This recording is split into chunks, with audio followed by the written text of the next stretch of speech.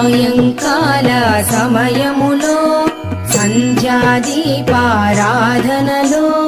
వచ్చును తల్లి మహాలక్ష్మి, వచ్చును తల్లి వరలక్ష్మి. కాళ్లకు గజ్జెలు కట్టింది, మెడలో హారము వేసింది, పిలచిన వెంటనే పలికింది, అడిగినదంతా ఇచ్చింది. సాయంకాల సమయములో సంధ్యాదీపారాధనలో వచ్చును తల్లి మహాలక్ష్మి, వచ్చును తల్లి వరలక్ష్మి.